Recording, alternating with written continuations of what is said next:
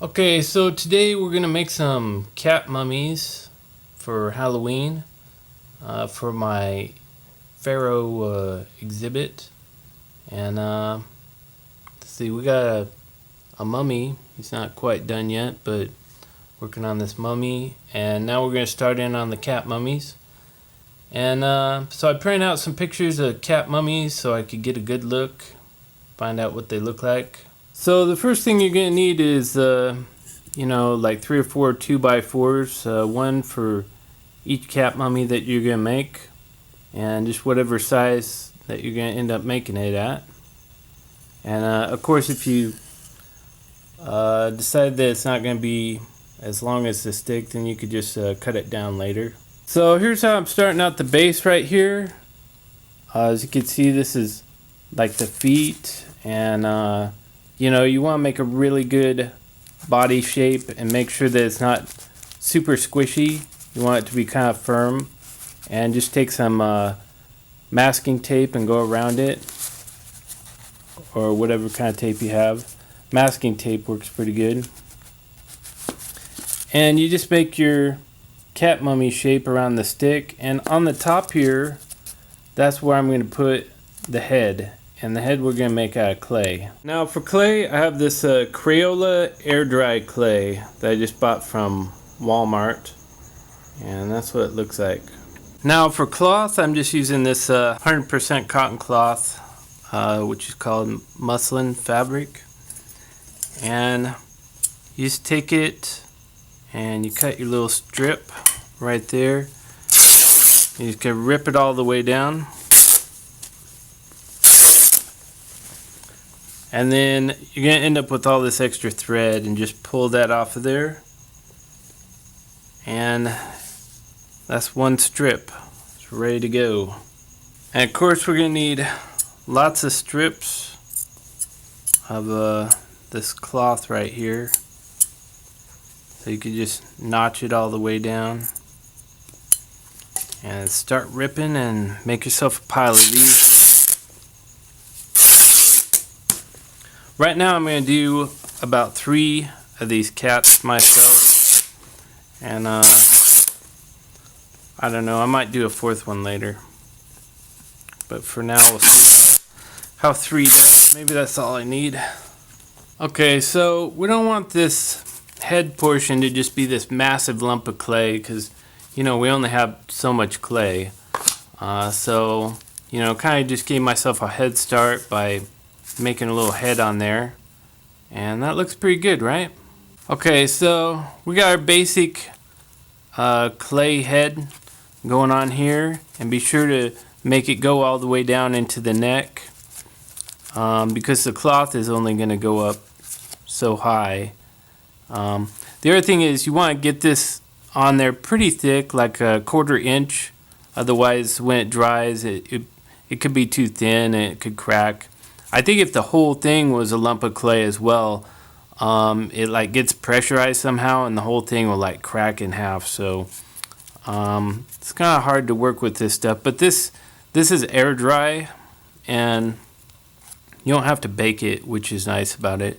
So, and then just start making your cat shape out of the face. Okay, so there's my cat face shape right there. Doesn't have to be too serious, because they just look they look about like that is how they look. Okay, so now we have our basic cat shape. We're going to take a little bit of water, and you can kind of just smooth the clay a little bit with some water if you want. Or you could just leave it looking rough, and shriveled up. Which, either way is fine. Okay, here I'm putting on this ear, and it doesn't look like a traditional cat ear, but it looks a little different, like a mix between a cat ear and a human ear for some reason, but that's kind of the way they had them. So I'll just make it like they did.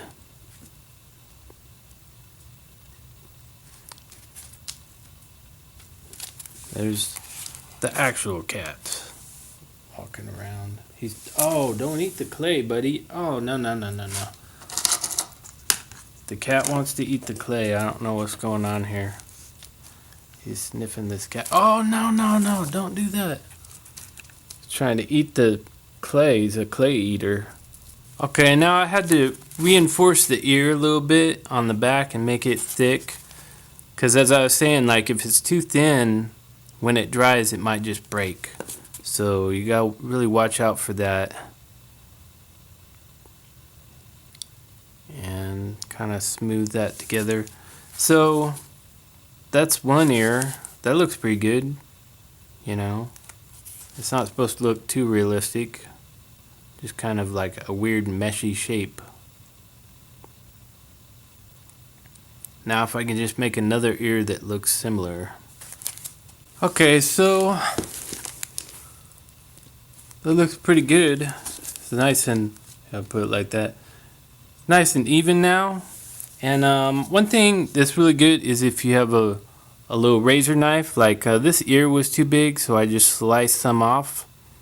And then another thing you can do is I was having trouble joining it, so I just went like that and kind of smoothed it in like that. And then get your finger wet and kind of do a little smoothing job like that to really join the earpiece. You know, sometimes these will dry and then the whole thing will just flop off if you don't do a little bit of joining where this clay and that clay get meshed together. So it's more of a solid object. So he's looking pretty good.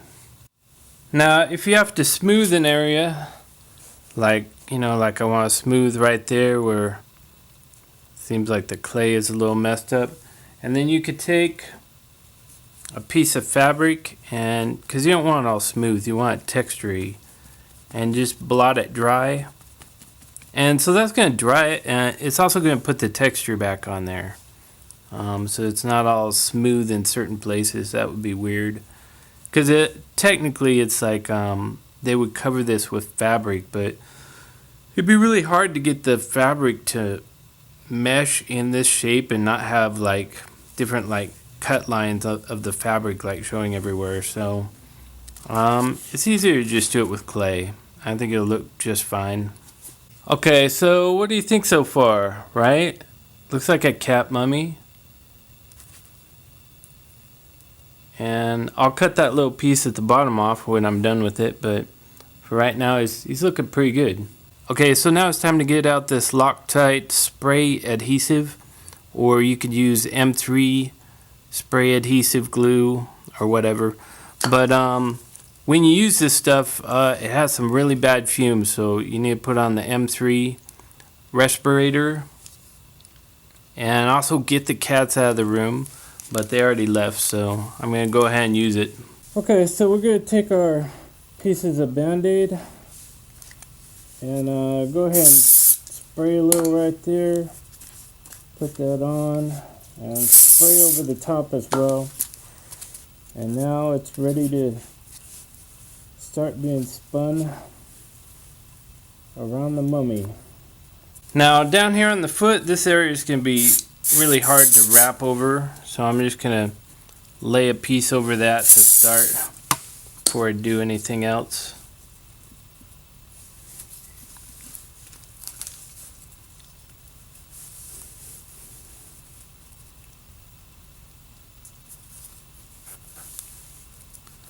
Then I'll just kind of lock that into place as I go. Now each piece that you continue with, you're going to need to spray it again to start the new piece.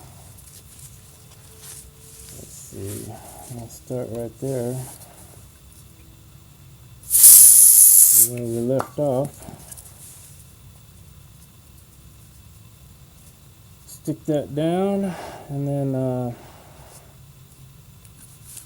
spray it again, get it good moist.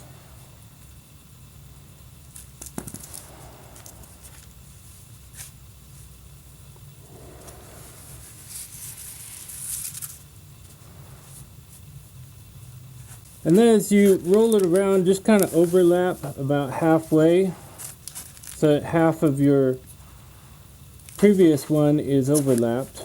And wrap it, you know, not crazy tight, but kind of tight. Just kind of work your way up.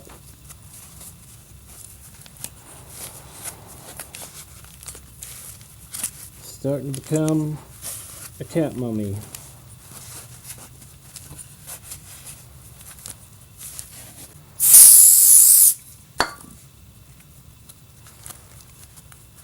Okay, just go ahead and wrap over the shoulders, and you know, so far we have a pretty good cat mummy going on. Okay, so at this point your fingers are probably good and sticky and just sticking everything. It's a real nuisance. So what I use to get rid of it is a little bit of fast orange, or you could use Goo Gone, but this is a little better because it has some pumice in it. And once you get all that glue like really softened up on your hands, you can scrape it off with a paper towel or a napkin pretty easily. Now I'm just going to go ahead and use this blow dryer and speed up the process for the glue drying. You don't want to speed up the process for the clay, or it'll crack if it dries too fast.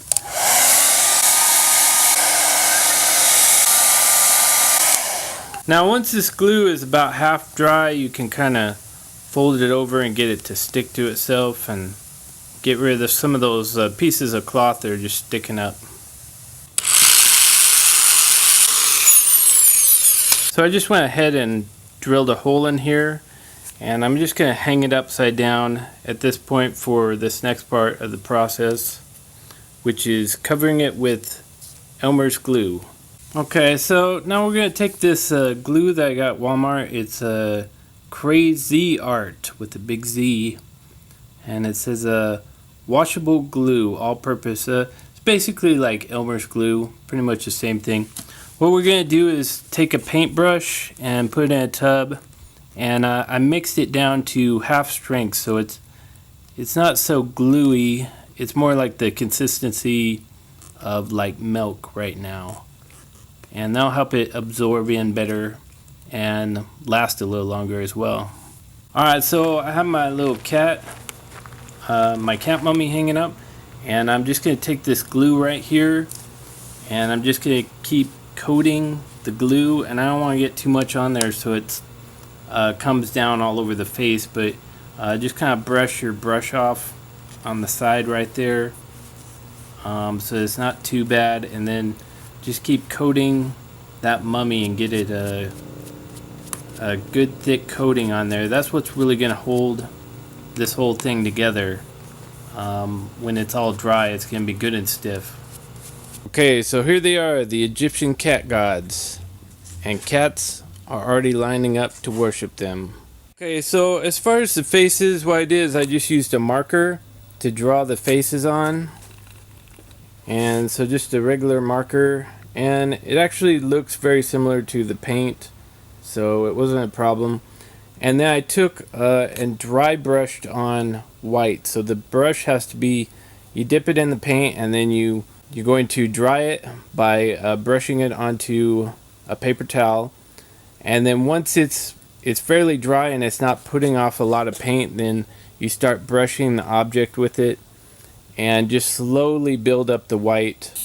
So basically it looks like it's been sitting in a tomb for thousands of years, and it's supposed to look a little aged.